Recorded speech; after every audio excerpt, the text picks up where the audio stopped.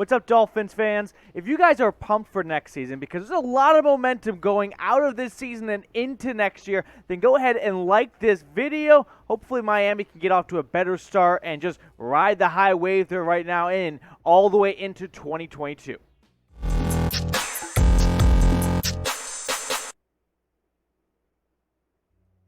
Welcome into Miami Dolphins Today. I'm your chat sports host, Matthew Peterson.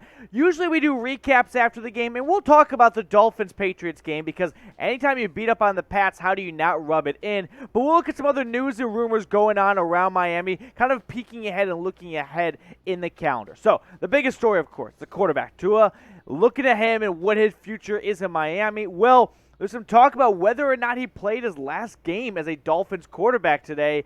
I think the most likely outcome is Tua is back with Miami to start next season. Now, his future will be all the talk of the town this offseason because between trade rumors and just the overall census that he has not lived up to his top 10 draft pick, top 5 draft pick, has enough people wondering, should the Miami Dolphins pull the plug on him after 2 kind of short years, right? First year kind of injury, plagued-ish, we're coming off an injury in college, and then this year injury is also happening and bringing him down again. But I did put this one stat out there that I like a lot. He is 3-0 against the Patriots. Not an easy thing to do. You do not usually find success against Bill Belichick in that way. So if you can beat the Patriots, I think you're worth a shot of looking at and bringing back for a second or third season. But here are the numbers from Tua. The 2021 season is in the books for the Dolphins, so we can close the book on his numbers.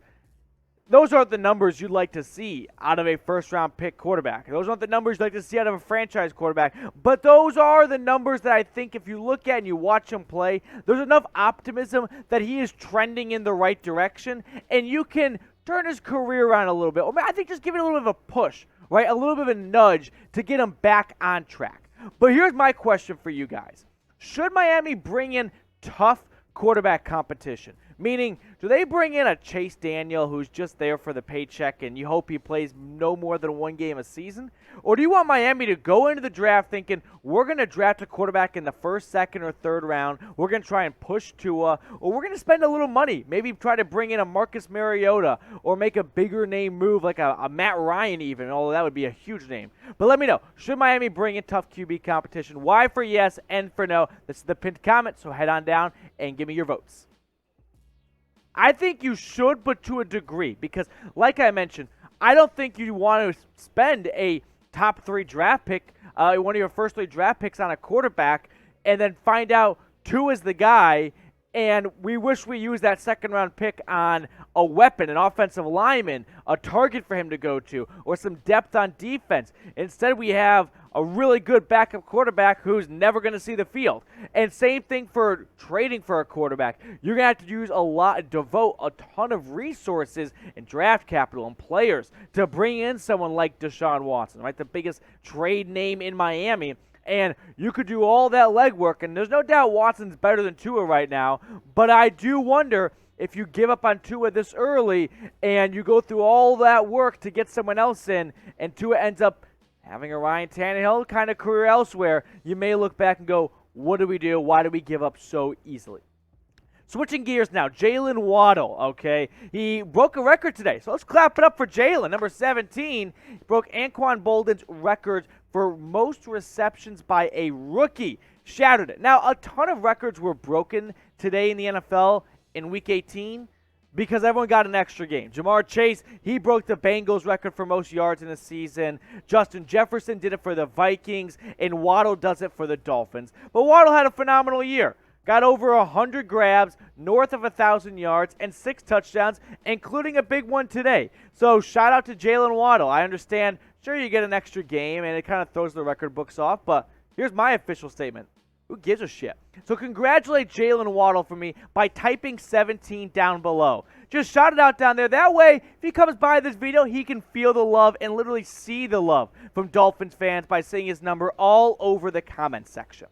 We'll get to our next story in just a moment, but I want to tell you about our friends over at BetUS. Our sportsbook partner has great deals going on, and just because the Dolphins are done playing football, that does not mean you're done being a degenerate. Join me by gambling on the playoffs, into NBA. I refuse to gamble on the MLS. That's not a real sport. But do it all at chatsports.com. Use that promo code Dolphins125. Plug it in, and they hook you up with the 125% deposit bonus. Our third story on today's show. Could this be the final game for someone in a Dolphins uniform?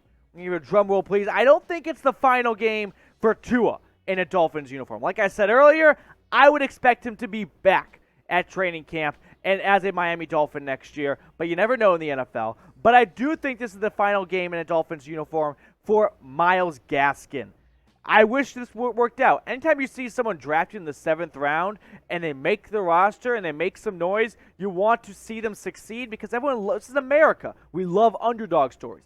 But he's under contract for 1 more year. He was benched for Duke Johnson earlier this season, and Miami has to improve at the running back position. It may be, outside of offensive line, their biggest need this offseason. Look at Gaskin's numbers here, and you check out the rushing stats here for Myles Gaskin. And the next ones, we'll kind of switch it up. We'll show the vertical version of this, of what he did in the receiving area.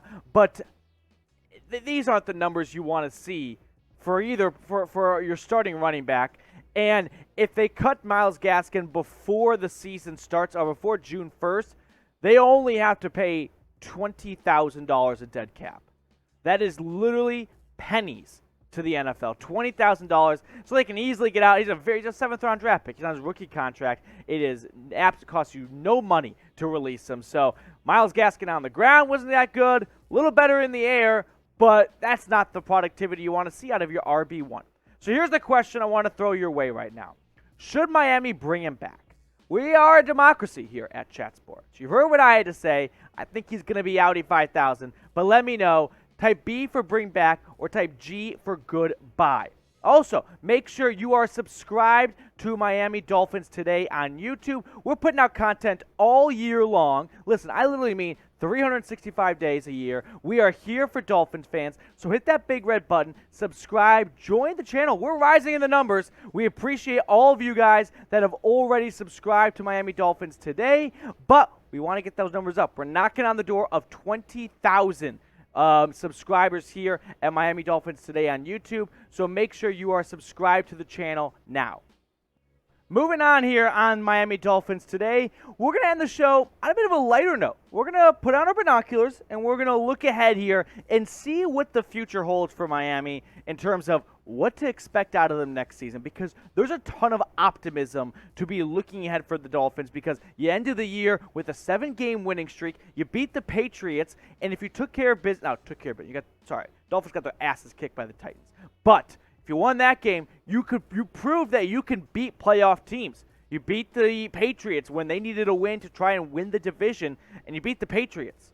How many more times can I say that? It's a great feeling for a Dolphins fan. So here's my question to you guys, though. To wrap up the show, predict the Dolphins' record for me in 2022.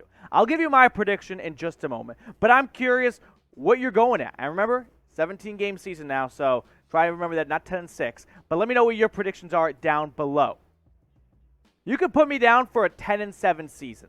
I understand that I'll duck a little bit in case tomatoes are going to come my way, but this team hasn't shown me that they can be consistent all year long. They've shown me that they can go on runs, and so if they just didn't go on a 7-game losing streak in the beginning of the year, but went on a 4-game losing streak, 10 wins, very attainable. So that's why I'm going to put them in for 10-7. But if you have not already, you've gone this far in the video, which means we're doing something right here at Dolphins Today. So how about you join the channel by subscribing for nonstop content all year long, because let's be frank, this will be a fun team to talk about in the offseason. Some teams are, some teams aren't. The Dolphins absolutely are.